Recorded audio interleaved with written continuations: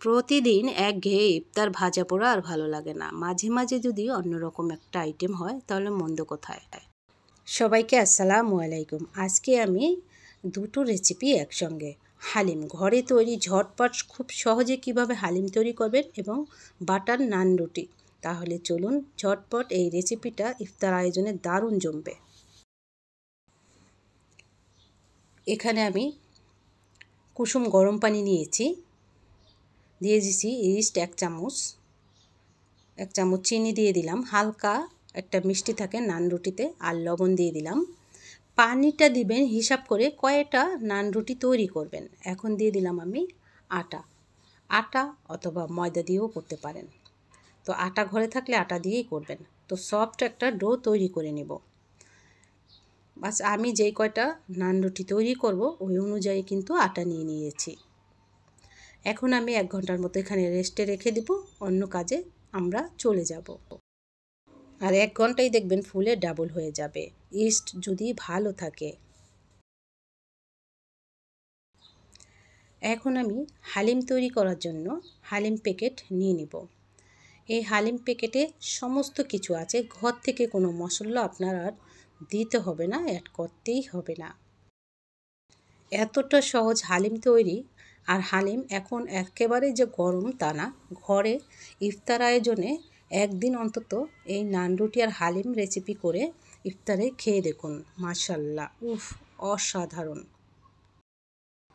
এই প্যাকেটে আছে, এই যে এই ছোট প্যাকেটটা আছে সমস্ত ধরনের মশলা, হালিমের রেডিমিক্স মশলা। বড় প্যাকেটে আছে ডালের যে মিক্সার হালিম, এই যে দেখুন মিক্স করা আছে সব রকমের এখানে। এই তো গুঁড়ি গুঁড়ি একেবারে এক প্যাকেটে অনায়াসে 5-7 জন খেতে পারবেন। 1 মগ পানি এখানে আমি দিয়ে দিলাম, ফুটন্ত গরম পানি, একেবারে ফুটন্ত গরম পানি। তো আধা ঘন্টার মতো এই গরম পানি দিয়ে ভিজিয়ে রাখতে হবে হালিম মিক্স। এই যে এভাবে করে ভালো করে যাতে ডো মানে দলা পেকে না থাকে ওইটা খেয়াল রাখবেন। এখন এটা ভিজে যাবে, নরম হয়ে যাবে, যেহেতু ডালের যে মিশ্রণটা আছে কাঁচা থাকে। এখন আমি পেঁয়াজের বেরেস্তা করে নিচ্ছি। একেবারেই অনেকটা, প্রায় 10-15 মিনিটের মতো পেঁয়াজের বেরেস্তা করতে হলো, যেহেতু নতুন পেঁয়াজ তাই ভালো করে সময় নিয়ে। আর দ্রুত চুলা অন করে একদম পেঁয়াজের বেরেস্তা কিন্তু পুড়ে যায়। তো কিছুটা আমি এখন উঠিয়ে নিব। উঠিয়ে নিয়ে এখন আমি দিয়ে দিব মশলাটা দিয়ে দিলাম। এখানে লবণ বলেন, ঝাল বলেন, সমস্ত আইটেম মশলা দেওয়া আছে। এখন আমি অফ ক্যামেরায় কিন্তু অপেক্ষা করছিলাম, এখন দেখালাম দ্রুত। আধা ঘন্টার উপরে, প্রায় 1 ঘন্টার মতো হালিম মিক্স ভিজিয়েছিল গরম পানিতে আর কি। এখন আমি দিয়ে কষিয়ে নিব। 1 প্যাকেট হালিমের জন্য 2 লিটার পানিও যদি এখানে দেন, হালিমটা সিদ্ধ হতে হবে। তো প্রায় 1.5 লিটার পানির মতো গরম পানি আমি দিয়ে দিব এখানে। আর প্রথমে চুলার আঁচ একেবারে বাড়িয়ে দিবেন, দিয়ে যখন পুরোপুরি বলকানো শুরু হয়ে যাবে একেবারে স্লো করে রাখবেন চুলাটা। হালিম কিন্তু এমন দ্রুত ঘন হয়ে যায়, আর ডাল কিন্তু কাঁচা থাকবে, তাহলে কিন্তু হালিমটা খেতে ভালো লাগবে না। কথায় কথায় অনেকটা সময় অফ ক্যামেরা জাল দিয়ে এই যে এখন অনেকটা বলকানো হয়ে গেছে। এখন চুলার আঁচ এতটা কমিয়ে দিব, দেখেই বুঝবেন।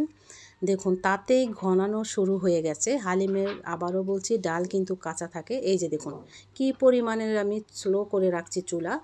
এইভাবে সর্বক্ষণ অন্য চুলায় আমি দিয়ে তারপরে নান রুটির জন্য এখানে আমি রেডি করব রুটি। এই যে দেখুন, এই যে ডালটা দেখছেন, এই ডালটা কিন্তু একেবারেই সিদ্ধ হতে হবে। তাই প্রায় 1 প্যাকেটে 1.5 লিটার পানি কষানোর পরে দিয়ে দিবেন। তারপরে এইভাবে চুলার আঁচ কমিয়ে দিবে আর 1 ঘন্টার মতো রাখবে চুলায়। আর এদিকে কিন্তু অনবরত লাড়তে থাকবেন, নিচে না হলে লেগে যাবে। তো ইফতারের সময় হওয়া পর্যন্ত আপনি এইভাবে চুলার আঁচ একেবারে কমিয়ে হালিমটা রাখবেন, গরম গরম খাবেন। আর গরুর মাংস দিয়ে দিলাম হাড়ের এবং চর্বির সঙ্গে। গরুর মাংস রান্নাটা তো আপনারা সবাই জানেন কিভাবে রান্না করবেন, তাই গরুর মাংস রান্নাটা আমি দেখাচ্ছি না। ভালো করে রান্না করে তারপরে মাংসটা অ্যাড করলাম। কিছুটা ধনিয়া পাতা, পেঁয়াজের বেরেস্তা দিয়ে দিলাম। তারপরে পাশের চুলায় এতটা স্লো করে দিয়ে আমি আবার নান রুটি তৈরি করব।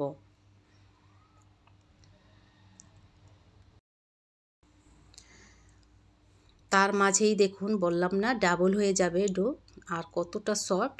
এটা আপনার সাধারণ রুটি খাই ওইটা থেকে একটু নরম রাখবেন। আর এমনিতেই যদি ভালো হয়, ভালো মানের, তাহলে কিন্তু দ্রুত ফুলে যায়।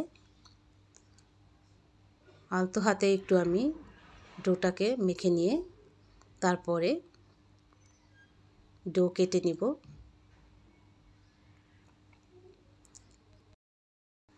আমার তো হালিম আর নান রুটি ভীষণ পছন্দ, শুধু আমারই নয়, ঘরে সবারই প্রিয়। তো ঠান্ডা ঠান্ডা ঘরে ভালোই লাগছে।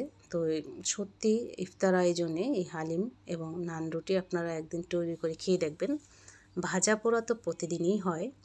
তো যাই হোক, আমার এই ভিডিওটা ভালো লাগলে অবশ্যই শেয়ার করে দিবেন আর আমার পাশে থাকবেন।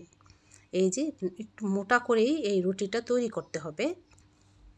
চাইলে আপনারা আরও বড় করতে পারেন, তবে মোটা হবে এই রুটিগুলো। এক পিঠ হালকা হয়ে গেল, আরও এক পিঠ হলেই আমি এখানে বাটার দিয়ে দিলাম। বাটার দিয়ে ভাজলে কালার এবং খেতেও দারুণ লাগে। তেল দিয়ে ভাজলে সেটার একটু আলাদাই, তবে বাটার না থাকলে আপনারা হালকা তেলও দিতে পারেন।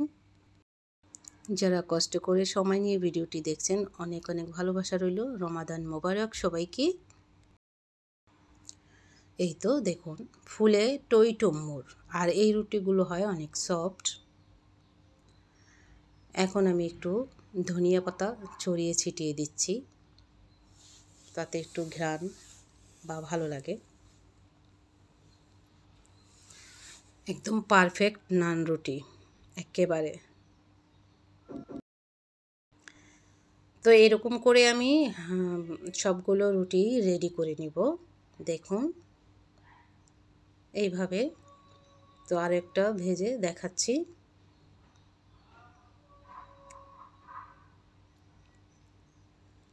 রুটিগুলো একেবারেই আমি বাটার দিয়ে ভাজছি, অল্প অল্প সামান্য।